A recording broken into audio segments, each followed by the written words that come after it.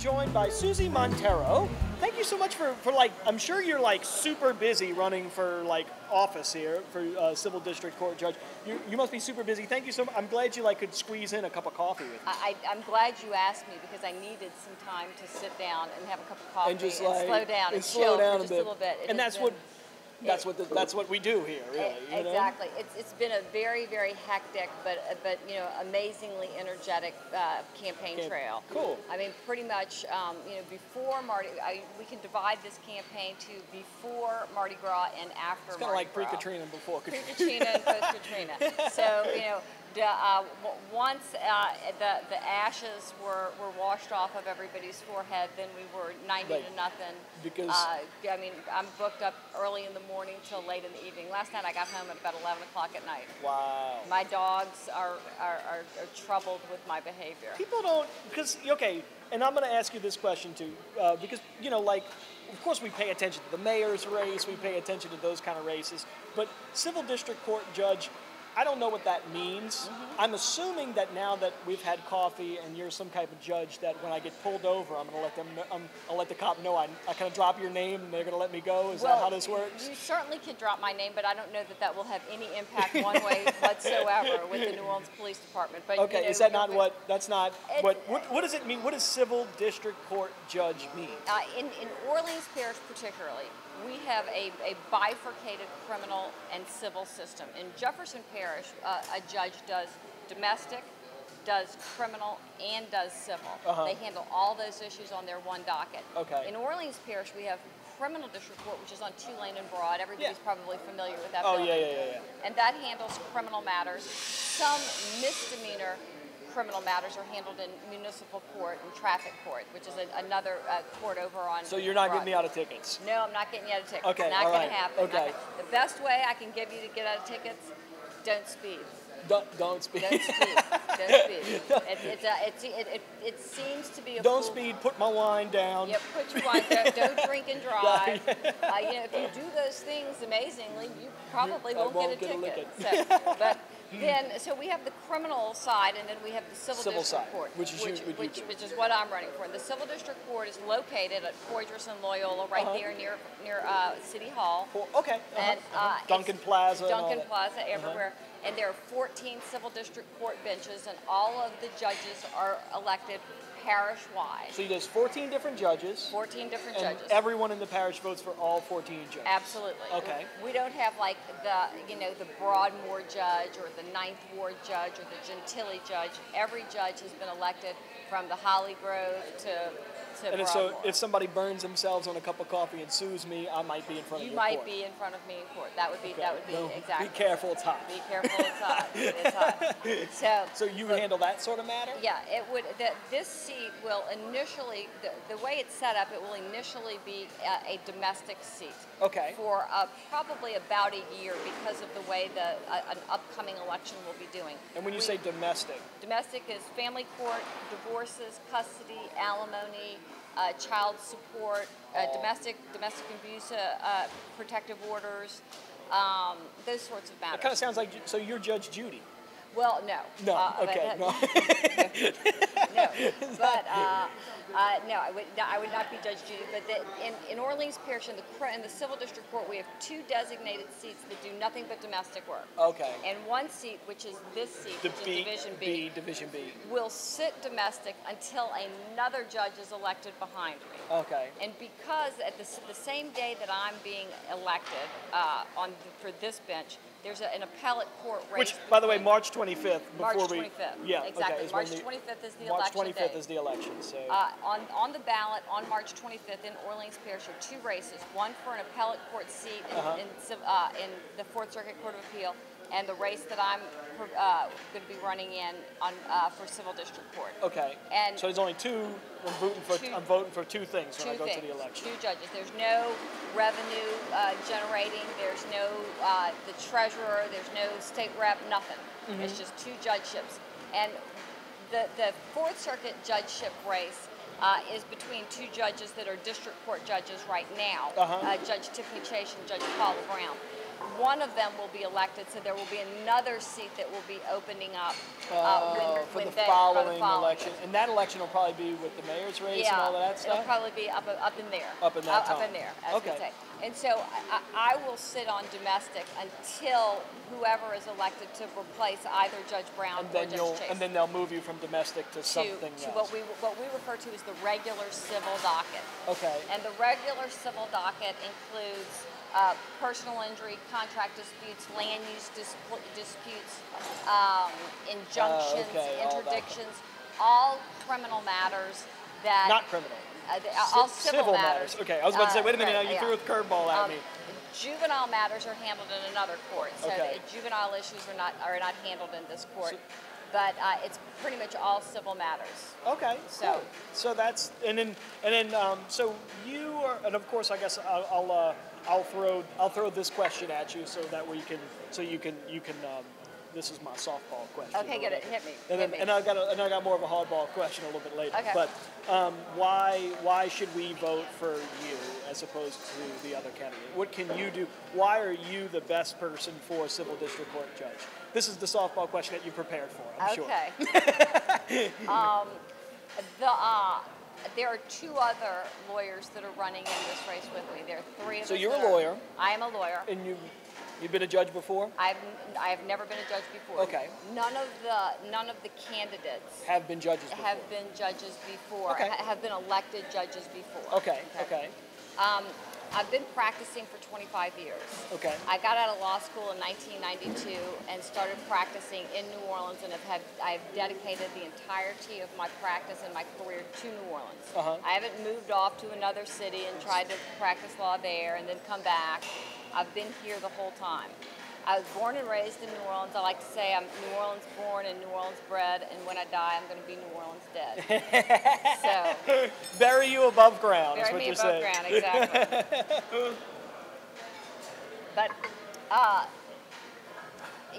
this is a trial court bench. Okay. And in a trial court, I've said this before, that if people find themselves in civil district court in litigation, something has gone terribly wrong in their life, such that they need to have a third party try to help them resolve that dispute, whether it be a conflict with their insurance company over coverage for damage to their roof, or a personal injury accident that occurred when a ladder collapsed beneath them, or land use disputes between neighbors that can't decide whether or not somebody should be allowed to build a building or whatever. Or so there's a lot of disputes that get there that you'd get in front of, and you would judiciously decide who's right and who's wrong, and settle the argument. That would, a good judge is able to help the litigants be able to bring their case either to trial or to settlement by helping them to weed out the noise and the static and figure out what is the real dispute between these people. Oh, I like that. Okay. Because in every business or in everything, people say, just throw the kitchen sink at it. Everything in the kitchen sink, and you see that frequently in litigation, where everything in the kitchen sink is included in it. But you can weed out. You got to weed out the stuff and say, why are these two people in front of you? Right. What is the issue? What is the main point of this issue, and how to fairly decide how to come to that conclusion? Right. And is it a give and take usually? You have to take. Sometimes it can be that way. It can be if it's a settlement or a mediated resolution. But more importantly, if the parties are not able to resolve their own disputes, then there's going to need to be a judge who will be able to manage the trial and manage the issue so that they can have a fair trial and have their case heard fairly. My experience over the 25 years that I've been practicing has been that businesses and people can take bad news as long as they believe and know that their voice has been heard. Okay. And once they know that their voice has been heard and that the law has been applied fairly and that they've been given a fair shake, then it makes it easier for them to even if they quote unquote lose, they can still accept that as the reality of the situation. I've seen it, many times in court where people are leaving a courthouse and they're like, the judge didn't even hear me. They didn't even give me an opportunity to speak. They didn't even give me.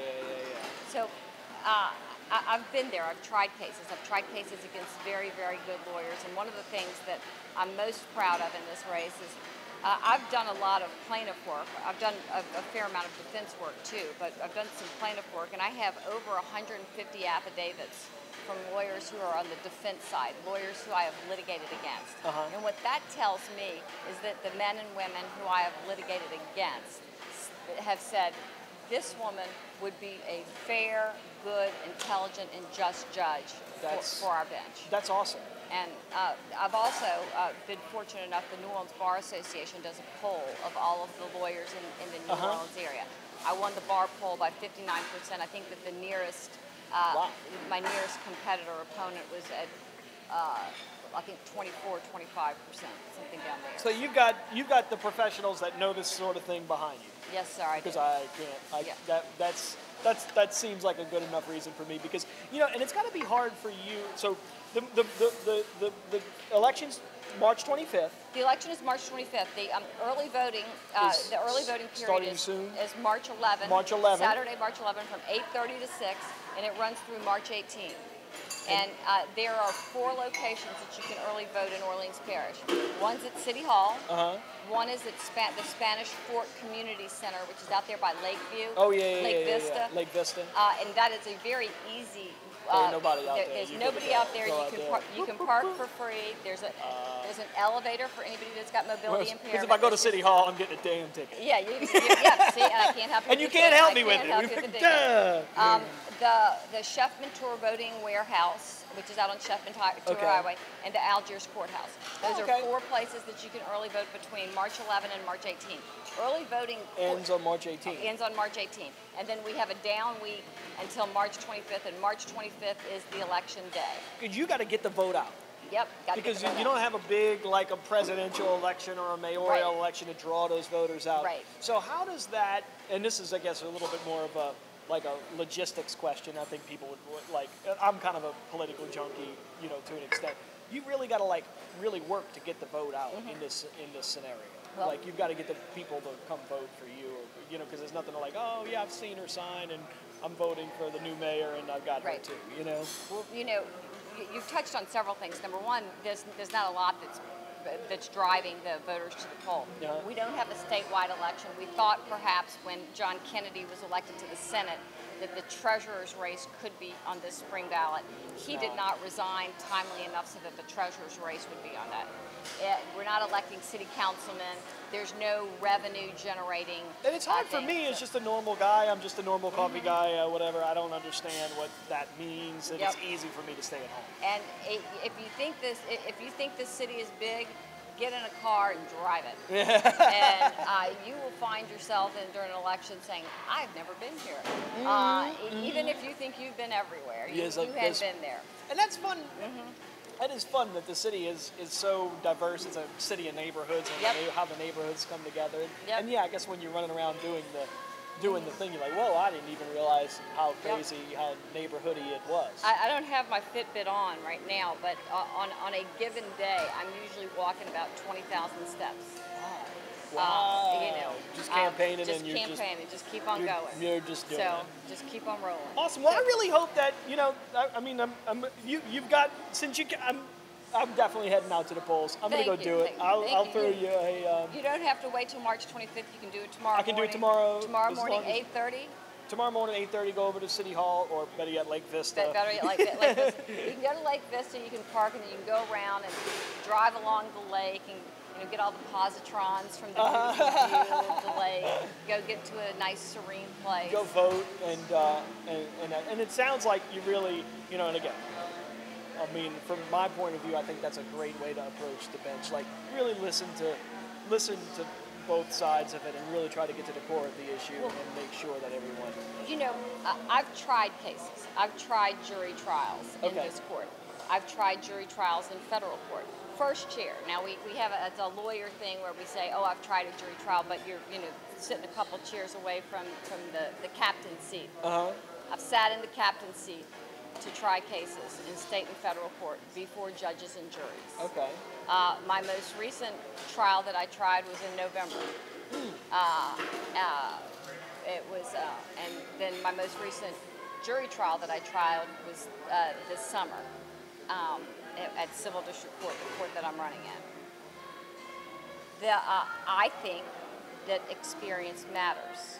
I think that the experience of having tried a jury trial and having known the nuances of it matters.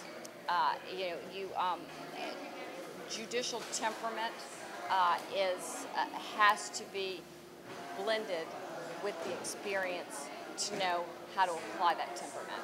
Gotcha. And I think I bring both of them to the table. Yeah, excellent, because you definitely were like, no, I'm not Judge Judy. I'm not Judge Judy. Suzy, thank you so much for being on the program with me and having a cup of coffee. You've taught me a million things that, I have a gift for you. Oh, okay, cool. We have my favorite campaign swag, the Suzy, elect Suzy for Judge, Suzy Montero. Suzy Montero. But better yet, it is the Suzy Koozie. Oh, it's a Suzy Koozie. And then even better than that, when you're drinking your mineral water. Mineral water. There we go.